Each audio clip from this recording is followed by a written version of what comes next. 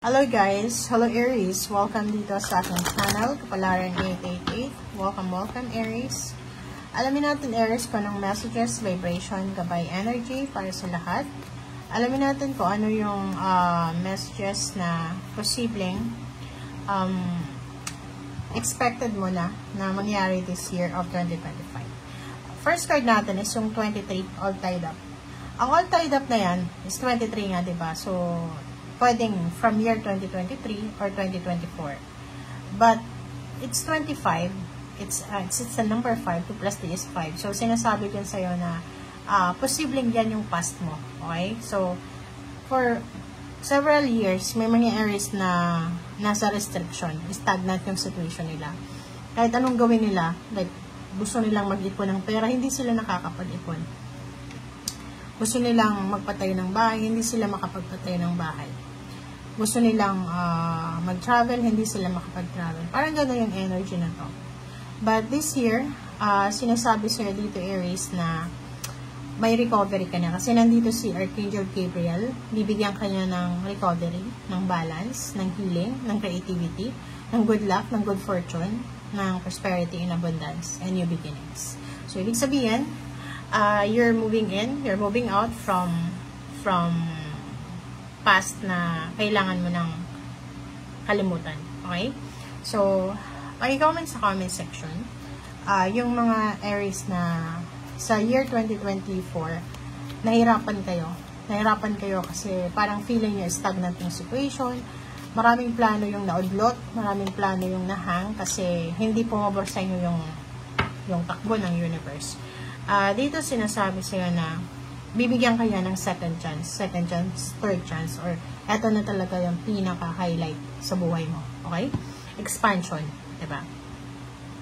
Aries, ibibigyan sa'yo ng universe. Healing. Diba?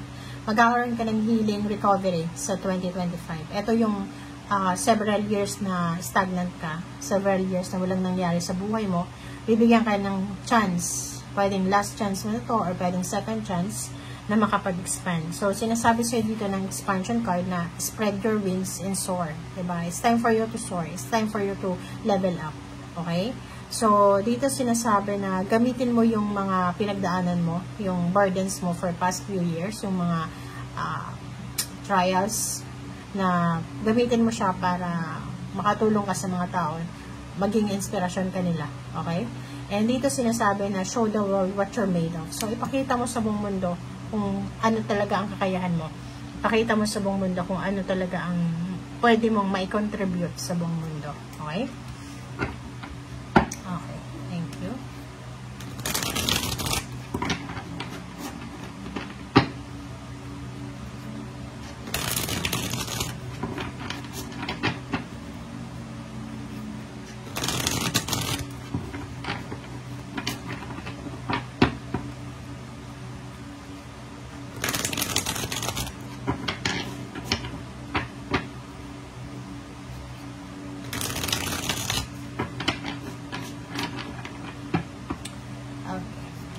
Aries.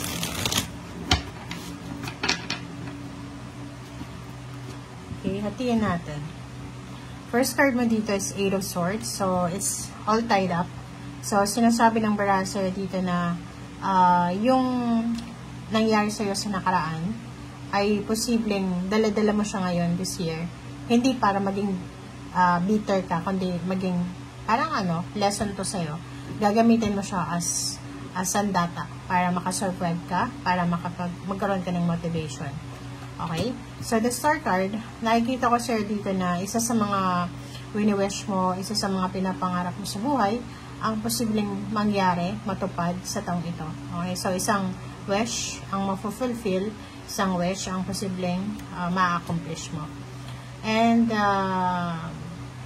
emotionally, physically, psychologically, financially, sobrang strong yung taong ito para sa iyo.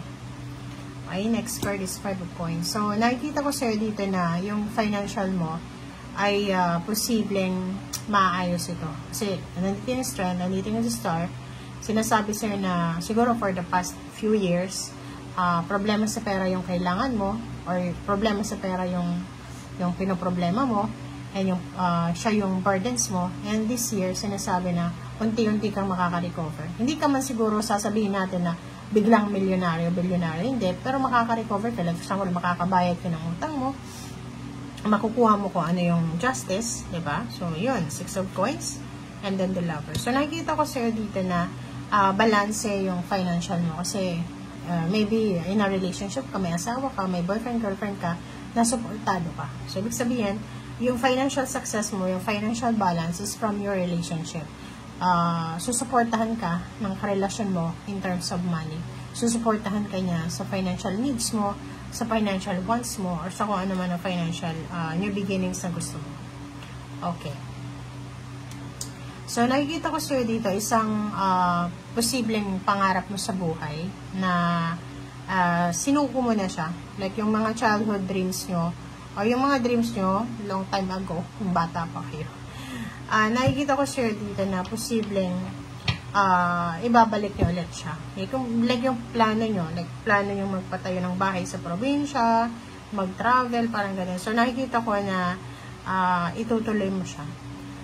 Love life, mag-iingat ka kasi itong darating na offer of love, itong love life na to, is posibleng temptation siya. Lalo na kung ito ay may asawa or ikaw ay may asawa. Queen of Coins, meron kang mahahawakan na pera. So, if ever makahawa ka ng lump sum of money, be careful kasi pwedeng temptation ito. Okay? Pag-isipan mo kasi pwedeng may isang tao. Ito na naman. Okay? Nakita ko to last year, 2023, 24 na reading sa'yo, Aries. Dito sinasabi na pwedeng may manligaw sa'yo in terms of intimate love life yan. Liligawan ka o offeran ka ng lump sum of money, malaking halaga. Mag-iingat ka dito kasi patibong lang siya. And dito din sinasabi na if may isang tao na papasok sa buhay mo, mag-offer sa'yo ng parang investment or parang yun, trabaho, mag-iingat ka kasi posibleng ikaw din ang magsasuffer dyan. Okay? Pag-aralan mong mabuti, pag-isipang mabuti. Okay? Nakikita natin yung travel plans, lilipat ng bahay, lilipat ng trabaho, lilipat ng bansa. Nakikita natin dito yung pagbabago ng takbo ng buhay niya. New life. Bagong buhay ka dito. Nakikita ko sa'yo. 8 of Cups. It's a confirmation. You're moving out from toxic environment, toxic relationship. Nakikita ko sa'yo dito yung High Priestess. Yung High Priestess is sinasabi ng High Priestess dito na may mga hidden messages or hidden blessings na posibleng ibigay sa yung universe na tong ito. Okay? And last card natin is 4 of Swords. Nakikita ko sa'yo dito na this year, bibigyan ka ng pagkakataon ng universe na makapagpahinga, makapag-isip, makapag-meditate, makapag-contemplate. And ihanda mo habang nanonood ka sa ngayon, if you're planning to move out from toxic company, country, sinasabi dito na possible siya this 2025. And then, yun, travel, ang daming travel dito.